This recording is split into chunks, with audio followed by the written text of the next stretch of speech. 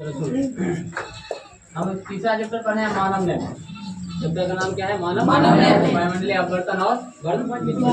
ये सब चीज इसमें पढ़ेंगे हम। सबसे पहला जो क्वेश्चन है इसमें मानव नेत्र किसे कहते हैं। मानव नेत्र का परिभाषा बता दिए कि ऐसी प्रकाशीय युक्ति जिसके द्वारा दृश्यता की अनुभूति या देखने की क्षमता प्रदान होती है उसे क्या कहते हैं हम? मानव नेत्र कहते हैं। बनावट में बनावट देखते हैं। इसका बनावट इस प्रकार से बनता है। बनावट के लिए हम लोग अभी बनाए, जस्ट बनाने दिखाए क्या क्या नाम होता है और कहाँ क्या होता है, कैसे कार्य करता है, उसको हम लोग समझते हैं। इस प्रकार होता है। इसमें 3 पटल होते हैं। कितने पटल होते हैं? 3 पटल होते हैं। सबसे बाहर जो होता है उसको क्या कहते हैं? स्क्लेरोटिक, श्वेत पटल या स्क्लेरोटिक कहते हैं। और मध्य भाग यानी बीच में जो होता है उसको क्या कहते हैं? और सबसे अंतिम लास्ट यानी भीतर की तरफ जो होता है उसको क्या कहते हैं? दृष्टि पटल कहते हैं। ठीक है, आगे आ जाओ। आगे सबसे उभरा हुआ भाग जो होता है नेत्र गोलक। इस पूरे भाग को नेत्र गोलक कहते हैं। पूरे भाग को क्या कहते हैं? नेत्र गोलक। पूरे भाग को नेत्र गोलक कहते हैं। नेत्र गोलक का आगे का उभरा हुआ भाग जो होता है उसे कॉर्निया कहते हैं। ये उभरा हुआ मतलब निकला हुआ है वो भाग को क्या कहते हैं? कॉर्निया कहते हैं। ठीक है। नेत्र लेंस, ये जो नेत्र लेंस है, नेत्र लेंस को लटकाकर जो रखता है उसको क्या कहते हैं हम लोग? नेत्र लेंस को लटकाकर रखने वाले को क्या कहते हैं? ठीक है, आगे देखो। सिलियरी मांसपेशी जिससे जुड़ा हुआ है उसको कहते हैं हम लोग पुतली। सिलियरी मांसपेशी जिससे जुड़ा हुआ रहता है उसको क्या कहते हैं? पुतली कहते हैं। और पुतली के अंदर जो पाया जाता है उसको क्या कहते हैं? आइरिस का काम क्या होता है? सिकुड़ने और फैलने का कार्य करता है। जैसे ही प्रकाश किरण अधिक आया क्या होगा? ये कम आता है कि ये, ठीक है ना। जैसे ही प्रकाश किरण पहुंचता है किसके द्वारा? कॉर्निया के द्वारा। प्रकाश किरण मानव नेत्र में किसके द्वारा पहुंचता है? कॉर्निया के द्वारा क्या होता है? अंदर की ओर प्रवेश करता है। ये पहुंचता है कहाँ? रेटिना पर। जैसे ही पहुंचता है तो वहाँ पे एक संवेदना उत्पन्न होता है, मतलब सूचना मिलता है। क्या मिलता है? सूचना मिलता है।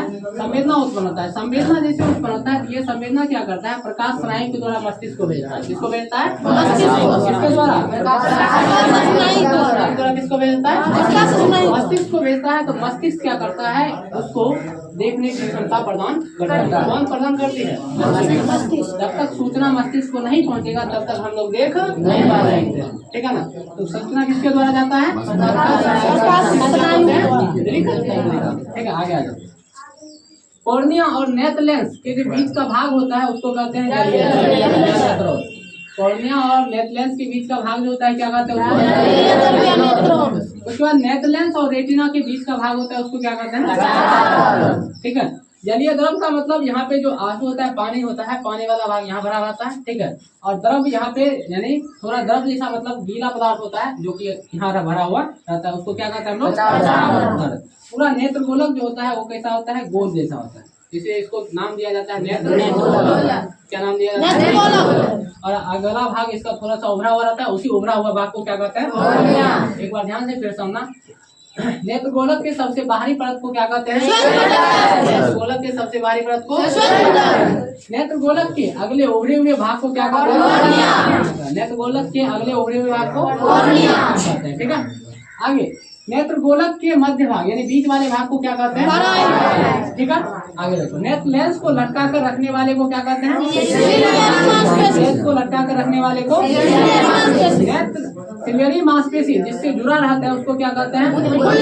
सिलियरी मांसपेशी जिससे जुड़ा रहता है उसको क्या कहते हैं? पुतली के जस्ट पीछे क्या पाया जाता है?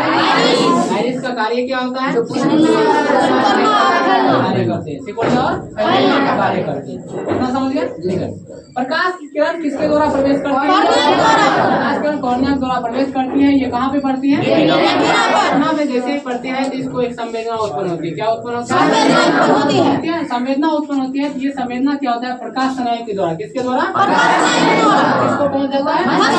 मस्तिष्क को सूचना मिलता है, तब जाके हम देख किसी वस्तु को देख सकते पाते हैं।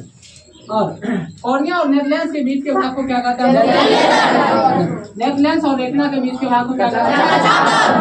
और बताए थे कि नेत्र ये गोलक जो है या ये जो है इसका व्यास जो होता है 2.3 सेंटीमीटर होता है। कितना होता है? 2.3 सेंटीमीटर। अब बताइए कि मानव नेत्र न्यूनतम 25 सेंटीमीटर देख सकता है। कितना सेंटीमीटर? 25 सेंटीमीटर। मानव नेत्र लगभग कितना दूरी तक? 25 सेंटीमीटर। और अधिक से अधिक कितना? पूछा जाएगा कि मानव नेत्र न्यूनतम कितने दूरी तक देख सकता है? अधिकतम कितने दूरी? क्वेश्चन आता है ऑब्जेक्टिव में, याद रखना किस प्रकार पूछा जाएगा। न्यूनतम और अधिकतम देख के मारो। ये देखिए देखे कि मानव नेत्र कितना देख सकता है, डायरेक्ट मार दिए 25 देखना। वहाँ अधिकतम पूछा है कि न्यूनतम। अगर पूछा मानव नेत्र न्यूनतम कितने दूरी तक, अधिकतम पूछा तो दोनों पूछ दिया तो दोनों रहेगा, एक ही साथ लिखा रहेगा। ऑप्शन रहेगा ये नंबर ऑप्शन है, वहाँ पे लिखा रहेगा 25 सेंटीमीटर, ठीक है। और तो लगाना है वो वाला, समझ गया? इसका व्यास कितना होता है? 2.3। ये होता है इसका क्रियाविधि। इस सब के बारे में अभी जितना बताया वो सब लिखेंगे तो वो सब क्या होता है? क्रियाविधि। जितना लिखते हैं अगर पूछता है 5 मार्क में ये क्वेश्चन आता है। कितने मार्क? 5 है, इसमें 6 मार्क आता है। कितने मार्क? 6 मार्क, ठीक है। इसमें 6 मार्क होता है, समझा? लिखा जाए नीचे हेडिंग डाल दो क्रियाविधि, बराबर बना लिया। क्रिया